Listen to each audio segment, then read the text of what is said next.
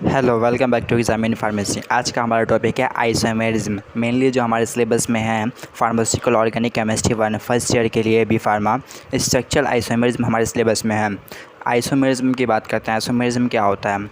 जब दो या दो से ज़्यादा ऑर्गेनिक कंपाउंड एक जैसे मॉलिक्यूलर फार्मूला रखे लेकिन डिफरेंस उसके स्ट्रक्चर में या उसके अरेंजमेंट में डिफरेंस आ जाए, स्पेशल अरेंजमेंट, तो इसे हम कहते हैं isomer. By which its phenomena is occurs is known as isomerism.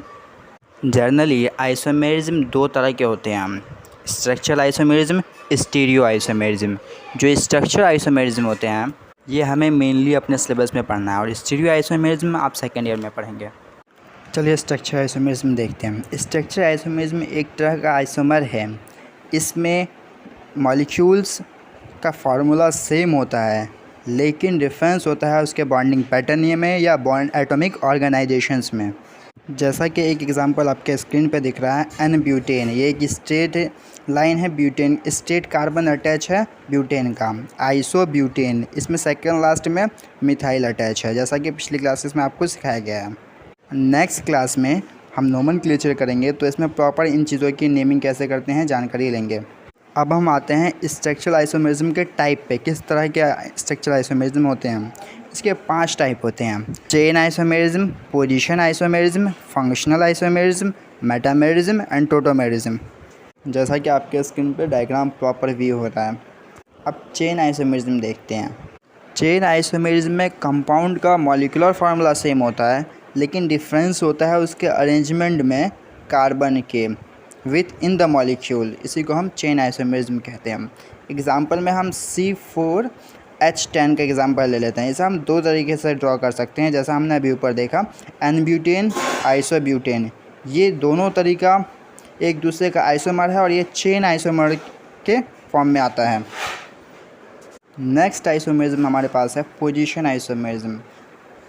Position isomerism में कंपाउंड का फार्मूला सेम होता है लेकिन डिफरेंस हो जाता है उसके डबल बॉन्ड, ट्रिपल बॉन्ड या फंक्शनल ग्रुप में के पोजीशंस में। इसका एक एग्जांपल देखते हैं हम ब्यूटीन का।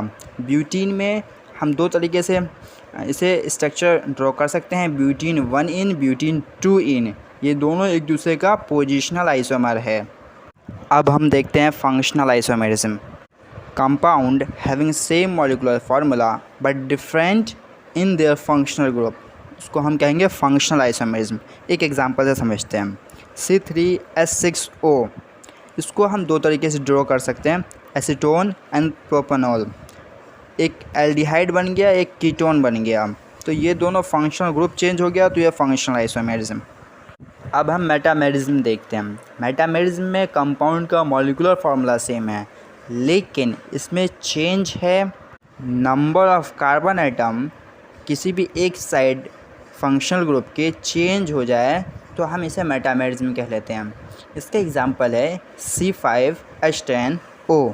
इसको हम दो तरीके से ड्रॉ करके दिखाएंगे, पेंटेन 2 ऑन और दूसरा तरीका 2,3 मिथाइल ब्यूटेन 2 ओल। दूसरे पोजीशन पे हम कीटोन फॉर्मेशन करेंगे, तो ये दोनों कीटोन ही है लेकिन अलग तरीके से हम ड्रॉ कर रहे हैं, तो इसे कहेंगे मेटामेरिज्म। लास्ट हम देखते हैं स्ट्रक्चरल आइसोमेरिज्म का टोटोमेरिज्म। इसको हम कीटो इनोल आइसोमेरिज्म भी कहते हैं। इसमें मेनली 1,3 माइग्रेशन पहले और तीसरे पोजीशन पे माइग्रेशन होता है हाइड्रोजन एटम का। अगर आपसे पूछा जाए ये होता क्यों है तो हम कहेंगे occurs due to 1,3 migration of hydrogen atom. एक ही एटम में एक मॉलिक्यूल के दूसरे एटम तक चला जाता है। इसमें मेनली फॉर्मेशन कभी कीटोन का हो जाता है, कभी इनोल फॉर्मेशन। इनोल फॉर्मेशन मतलब डबल बॉन्ड और अल्कोहल। जैसा कि एक एग्जांपल आपके स्क्रीन पे दिख रहा है एसीटोन, ये कीटो फॉर्म है। दूसरा प्रॉप 1 इन 2 ओल, ये इनोल फॉर्म है। स्टीरियो आइसोमर का हम रिव्यू करने जा रहे हैं। यहाँ स्ट्रक्चरल आइसोमेरिज्म ख़त्म हुआ। स्टीरियो आइसोमेरिज्म को हम मेनली 3 जगह क्लासीफाई करते हैं: geometrical isomer, conformational isomer and optical isomerism.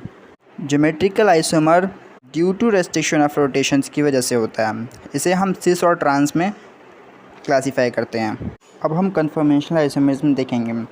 इसमें रोटेशन होता है along carbon carbon single bond की वजह से स्पेस में, इसी वजह से अलग अलग फॉर्म शो करता है। इसे हम क्लासीफाई मेनली दो जगह करते हैं, इक्लिप्स और स्टेगल्ड। आखिर में हम देखते हैं ऑप्टिकल आइसोमेरिज्म। ऑप्टिकल आइसोमेरिज्म एक तरह का कॉन्फिगरेशनल आइसोमेरिज्म जिसमें डिफरेंट बिहेवियर शो कर रहा होता है प्लेन पोलराइज लाइट के लिए। इसे हम मेनली दो जगह क्लासीफाई करते हैं, डेक्स्टो एंड लीवो। डेक्स्टो मतलब क्लॉकवाइज रोटेशन एंड लीवो मतलब anti clockwise rotation. Dextro rotatory and laevo rotatory, इसके रोटेशन की वजह से इसको हम नाम देते हैं। आज की क्लास यहाँ समाप्त करते हैं, अगली क्लास में हम नोमेनक्लेचर पढ़ेंगे। Thank you for watching.